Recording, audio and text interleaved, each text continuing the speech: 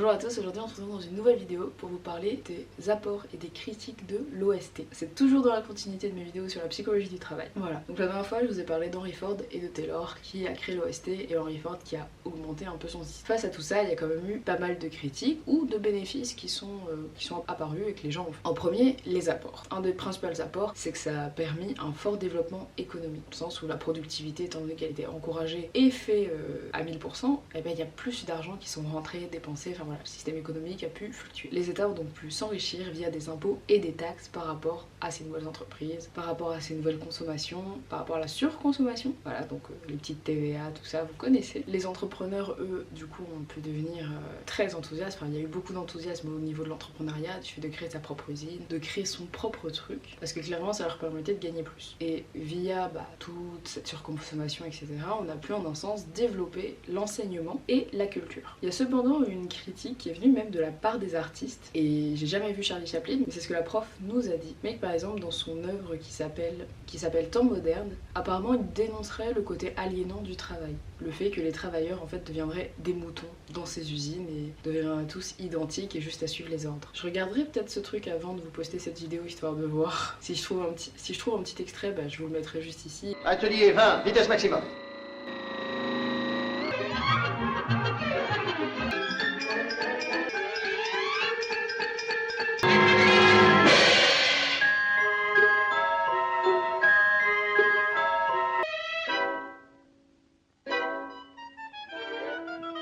Il y a aussi eu des critiques venant des syndicats et des parlementaires. Aux USA, apparemment, ils se seraient rapidement rebellés contre certains aspects du taylorisme. Que l'argumentation de Taylor, c'était principalement il faut augmenter la productivité. Il y a donc eu un comité d'enquête qui est arrivé, il y a eu plein d'inspections. Je vous le fais en très bref comme d'habitude. J'ai une petite citation qui est mise avec, qu'ils ont mis dans leur rapport. Je vais vous mettre là à l'écran, c'est « Ce comité mit en doute la valeur scientifique du chronométrage et attirer l'attention non seulement sur les inconvénients psychologiques, moraux et sociaux de la sélection par le rendement, mais aussi sur la dégradation du travail qualifié. Ça n'a eu aucun effet au niveau législatif malheureusement. Ça n'a pas empêché les gens de dire qu'ils n'étaient pas contents contre ce système mis en place. Et on est en 1915 au moment où ce comité d'enquête a donné sa conclusion par rapport à toute cette histoire. Il y a aussi eu des critiques de la part des scientifiques, dont l'une était que à force de chercher comment gagner du temps, comment amplifier la cadence, etc., on a oublié de compter le temps qu'avaient besoin les employés pour récupérer et être à niveau performant. À force de tout le temps vouloir la productivité, juste on a oublié que les employés étaient humains et avaient besoin de se reposer, qu'ils avaient besoin de dormir, de décompresser,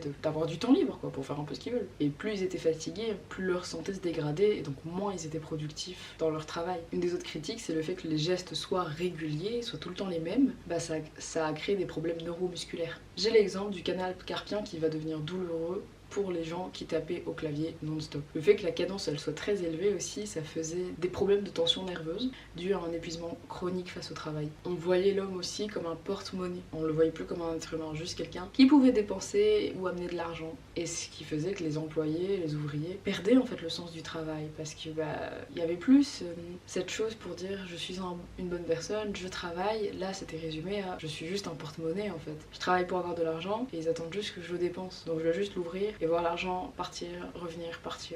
Ce qui pouvait du coup les aliéner. Les économistes aussi ont émis des critiques vis-à-vis de ce cercle vertueux et la critique principale c'était que c'était pas du tout un cercle vertueux en réalité. Certes il était vertueux pour le patron mais pas pour les employés, pas du tout pour les gens qui travaillaient parce qu'en réalité il était très rare que des salariés obtenaient réellement des augmentations proportionnelles à ce qu'ils faisaient et qui augmentaient réellement leur pouvoir d'achat parce que les entreprises qui cherchaient vraiment à faire un max de profit, pourquoi elles auraient augmenté le salaire de ses employés? Quelle idée. En plus l'argent était pas réellement disponible parce que tout l'argent qu'ils pouvaient gagner en profit, ils l'utilisaient souvent pour augmenter que ce soit pouvoir prendre des nouveaux employés, pouvoir améliorer leurs usines, pour augmenter la productivité. Donc c'était plus rentable pour eux en réalité de garder l'argent dans leur poche plutôt que de le distribuer et d'augmenter le salaire des personnes qui travaillaient. Et en plus de ça, pour les usines qui avaient des actionnaires, des investisseurs, etc., tout l'argent qu'ils récoltaient, il fallait aussi redonner une partie aux investisseurs et aux actionnaires parce que eux ils voulaient revoir leur argent et clairement sans leur investissement, l'usine elle aurait pas pu voir le jour. Donc clairement avoir des actions dans une entreprise, ça peut être très rentable rentable pour la personne qui a des actions si l'entreprise fonctionne bien, mais ça fait que du côté du patron, il doit aller redonner l'argent aux gens, donc voilà. Sinon il doit pouvoir racheter leur part d'entreprise, et plus l'entreprise se développe, plus je crois que c'est difficile de racheter la part d'une entreprise. Voilà, je suis pas très sûre, hein, mais je pense que c'est ça si j'ai bien saisi le truc. Il y avait aussi un truc que les économistes ont réalisé, c'est que si tout le monde achète les mêmes objets, si tout le monde a envie de la même chose, et qu'on continue d'en produire en masse, vous voyez, genre tout le monde en veut, il y a une grosse demande, parce que voilà, c'est ce qui est à la mode, donc l'usine va en produire en masse, mais le truc c'est qu'au bout d'un moment, tout le monde va avoir cette chose, donc elle deviendra invendable, parce que tout le monde en aura, donc pourquoi en racheter une nouvelle, à moins que les choses se cassent, etc., et que c'est vraiment l'objet du siècle. Mais ouais, donc il fallait tout le temps s'améliorer, mais si l'usine ne le faisait pas, ça bloquait automatiquement. Et par exemple, là on le voit avec nos téléphones de base n'avaient pas été prévus pour évoluer, vous voyez, le but c'était juste de pouvoir communiquer à une distance, voilà, sans fil, sans être à la maison, etc. Mais le problème c'est que oui, si tout le monde avait acheté un téléphone et que ça n'avait pas évolué, il n'y aurait plus de fabrication de téléphone. Donc le but c'était d'améliorer les choses pour que tout le monde ait envie de réacheter un nouveau téléphone alors qu'il en avait déjà un. C'est comme aujourd'hui, avec tous les smartphones, voilà, à chaque fois qu'ils en sortent un, il y a des nouveaux trucs, les photos on peut faire ça, il y a des nouvelles fonctionnalités, genre moi j'ai le Z Flip, voilà, il se plie. Et c'est un truc qui était déjà là avant pourtant, genre juste les téléphones à clapet, ça se vend plus trop, enfin ça existe encore, mais oui, il y a des gens, ils n'ont jamais vu un téléphone à clapet. Ceux de mon âge sont encore là en mode ah ouais, ça rappelle trop le téléphone à clapet, c'est trop bien et tout. Perso, moi je kiffe. Et genre là, il fait très Totally Spice vu qu'il est violet et tout ça, j'adore. Mais oui, c'est une nouvelle fonctionnalité qui a été faite parce qu'au départ, il y avait les smartphones basiques où juste ils grandissaient en taille d'écran. Sauf que le problème, quand on est une fille en tout cas, c'est que les pantalons, pas vraiment prévus pour mettre nos téléphones dans nos poches. Parce que si vous n'avez pas remarqué, chez les filles, la plupart des pantalons, soit il n'y a pas de poche, des fausses poches, soit les poches sont petites. On ne peut rien mettre dans nos poches. Alors que chez les garçons, c'est l'inverse. Ils ont des poches toujours, et les poches sont super grandes. Donc ils peuvent mettre leur téléphone hyper grand au calme. Donc voilà, les Z Flip, le fait qu'ils soient pliés, ça a permis que je peux le remettre dans ma poche. Et ça c'est génial. Mais juste voilà, il a fallu, même encore actuel, ils vont encore sortir des téléphones à chaque fois avec des nouveaux trucs. Et rien que quand on prend mon téléphone, le Z Flip, vous voyez, il y a un petit écran devant. Et bien dans les versions supérieures, parce que moi j'ai le 4, dans la version 5, tout l'écran de devant, il est devenu plus grand. Et le 6, je ne sais même pas qu'est-ce qu'il a de nouveau le 6, mais il doit forcément avoir un truc, sinon pourquoi on produire un 6. Et avec les iPhones, je sais qu'il y a tout ce truc aussi, qu'à chaque fois il y a un nouvel iPhone qui sort, mais apparemment quand un nouvel iPhone sort, c'est-à-dire qu'un des anciens iPhones ne va plus recevoir les mises à jour pour forcer les gens à acheter de nouveaux iPhones. Enfin vous voyez, il y a tout ce système là où il faut il faut innover à la 24. Je vous ai parlé longtemps de téléphone je crois.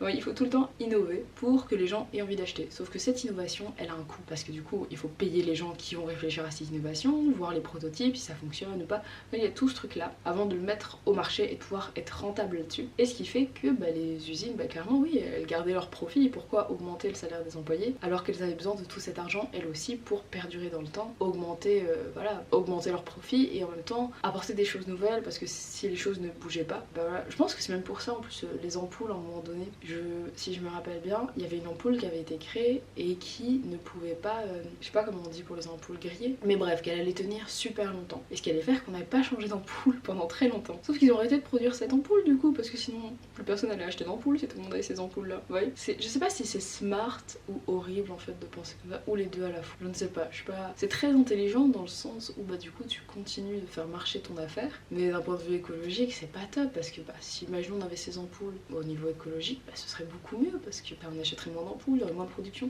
Enfin voilà, je suis très ambivalente sur la question parce que j'ai pas assez de données pour me positionner, mais de mon point de vue à moi ça semble génial niveau écologique si on avait accès à ces ampoules-là qui tiendraient pendant super longtemps. Enfin voilà, c'est un autre sujet. Une des autres critiques, c'est aussi ce qui va déterminer le prix de vente d'un objet dans les usines. On a du coup les facteurs de production. Dans ces facteurs de production, on va compter le facteur de travail, le niveau de la formation et la rémunération qui doit être apportée à cette formation, à la personne qui a suivi cette formation. Le capitalisme a fait en sorte qu'on baisse le coût des salaires. Donc pas d'effet réel sur le salaire des gens qui ont suivi réellement cette formation. Après dedans, on compte les matières premières, les frais de production, les frais d'importation, les entretiens, etc.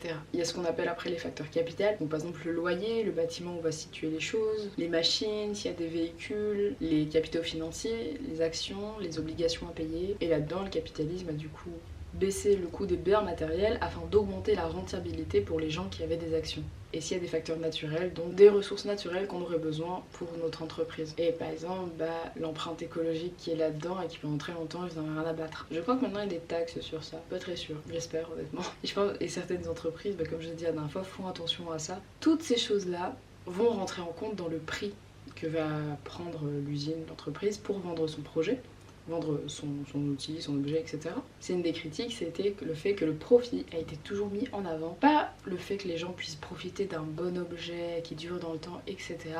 Non, le but c'est que leur objet, ils l'achètent, qu'ils se cassent et qu'ils reviennent en acheter. Comme ça, les actionnaires avaient plus d'argent dans leur poche, les gens qui produisaient, enfin les gens propriétaires de l'usine, encore plus d'argent dans leur poche, etc.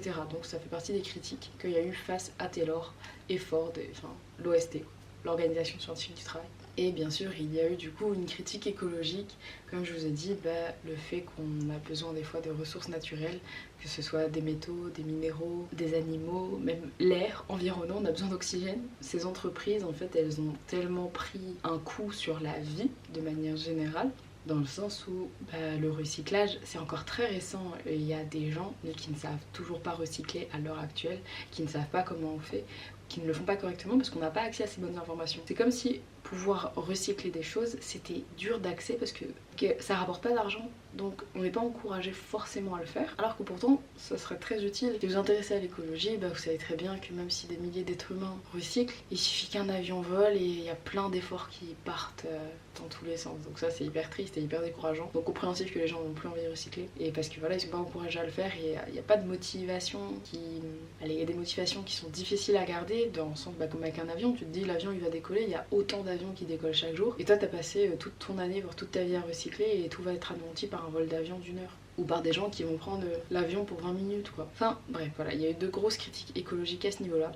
Et comme je vous ai dit, pour les, par exemple, il y a ce qu'on appelle l'obsolescence programmée, comme je vous dis avec les téléphones, ou certains objets même, ils sont programmés pour durer un certain temps, et puis ils se détruisent automatiquement, et puis comme ça t'en achètes un nouveau. Voilà, durée de vie très limitée et programmée par l'entreprise pour qu'on continue de consommer et continuer d'acheter. Ah mais voilà, c'est dans mon cours en fait que j'avais l'exemple de l'ampoule. C'est pour ça que ça me disait quelque chose, mais c'est dans ce cours-là en fait l'exemple de l'ampoule. Voilà, et qu'avant du coup les ampoules avaient des durées de vie très longues, mais qu'on les a vite retirées du marché parce que ça n'allait pas encourager à l'achat d'ampoules. Et bien que l'OST a beaucoup de critiques et beaucoup d'inconvénients, c'est encore ce qui est encourageant aujourd'hui, et c'est encore ce qui est effectué aujourd'hui parce que c'est ce qui rapporte le plus, parce qu'on est quand même dans une société très capitaliste où même s'il y a des discours qui commencent à être différents, on est encouragé à la consommation en masse, à la surconsommation, rien qu'avec la fast fashion et l'ultra fast fashion. Voilà, je suis pas exemplaire sur la chose, je fais de mon mieux.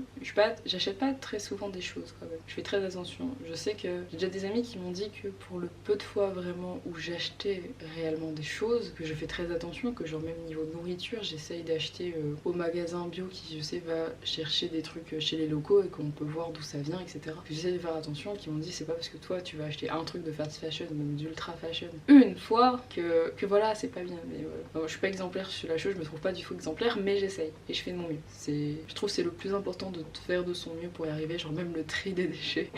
Et une de mes amies, elle est venue chez moi, elle a mis tous les trucs plastiques dans la même poubelle, j'ai fait non, pourquoi pas? Et elle m'a regardé vraiment, non, qu'est-ce qu'il y a? On est parti de la Belgique, il y a des gens, ils ont 5 à 7 poubelles pour le tri, et moi je trouve ça incroyable. Et vu que j'étais en scout dans ces régions-là de la Belgique, j'étais là, waouh, c'est trop bien de faire la même chose. Sauf que dans la région où moi j'ai grandi, c'est pas du tout le même système et les choses ne sont pas adaptées pour. Et c'est assez drôle en fait. On a beau être dans le même pays, on n'a pas les mêmes trucs. Et dans d'autres régions, de la Belgique, c'est à peine s'ils connaissent la différence entre la poubelle noire et la poubelle bleue.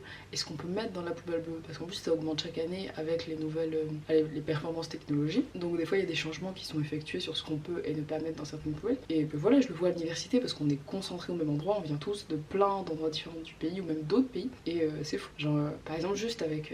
c'est en Allemagne qu'ils ont ça. Où nous, on n'a pas encore ça. Et je trouverais ça génial. C'est les machines où on peut mettre les canettes ou les bouteilles et ils reçoivent de l'argent sur ça. Nous on a ça qu'avec les bouteilles en verre et c'est souvent les bouteilles en verre de boissons alcoolisées. On peut aller mettre au magasin et du coup c'est des consignes et on les met dans un appareil ou rien qu'on va avec eux. On met tout dans un sac ou un bac et on va directement au magasin et on reçoit de l'argent sur ça. Du coup on peut enlever ça de nos courses et tout. C'est génial, mais par exemple en France ils n'ont pas encore ce système ou ils le connaissent pas du tout. Là, je sais que la dernière fois j'ai parlé de ça à une personne française et elle était vraiment là en mode waouh, on peut faire ça ici? Genre ça, ouais, on récupère à peine 10 centimes. C'est 10 centimes seulement dessus, mais c'est génial quand même, et du coup ça encourage le recyclage. Bon, du coup souvent les gens utilisent à nouveau pour acheter la même chose qu'ils buvaient, en tout cas ici. Mais voilà, ça encourage. Moi ça m'a déjà permis de récupérer tout ça chez mes potes et j'ai pu déduire de mes courses et c'était génial. Voilà, on a plein de choses pour être écologique, mais on n'est pas encouragé à cela dû à nos sociétés très capitalistes. Mais comme je dis, la façon dont sont gérées les entreprises, l'OST, l'Organisation scientifique du travail, elle est encore très appliquée aujourd'hui parce que voilà, c'est ce qui est encouragé et ils n'ont pas forcément envie de changer de système parce que changer de système, ça voudrait dire revoir tout, ça leur coûterait trop d'argent et certains sont pas prêts à faire ça. Ils n'en ont pas envie aussi. Et il y en a d'autres, il y a des petites marques qui se disent bah moi je veux changer le système et c'est ça qui est chouette à l'heure actuelle. Je commence à avoir de plus en plus de prise de conscience. Perso, j'adore. Moi, je kiffe vraiment ça. Et j'essaye de changer mon système aussi, mais j'ai pas non plus les moyens financiers de le faire parce que ça reste pour l'instant un certain luxe de pouvoir changer tout son système comme ça d'un coup. Moi, c'est pas encore le cas. Mais j'espère y arriver un jour. J'espère un jour pouvoir me dire je peux acheter que des trucs qui sont éthiques, bio, local. Voilà, c'est un de mes objectifs de vie de pouvoir acheter le maximum de choses locales, bio, éthiques. J'espère. Mais je sais très bien que ça va être difficile dans la société et que c'est pas forcément ce qui est encouragé. Donc d'office, je vais craquer aussi pour des choses. Ça va m'arriver. Mais comme je vous dis, je fais de mon mieux. Alors voilà, on va faire un gros topo écologie. Hein, là. Et en fait, c'est tout pour cette vidéo. Je pense qu'elle dure déjà pas mal de temps. Et on se retrouve dans une prochaine vidéo. Vous connaissez le topo. Like, commentaire, abonnement si vous avez aimé, si vous avez pas aimé, si vous avez des questions. Voilà quoi. Moi, tant que ça reste constructif, y a pas de souci. Et on se retrouve dans une prochaine vidéo. Allez, allez!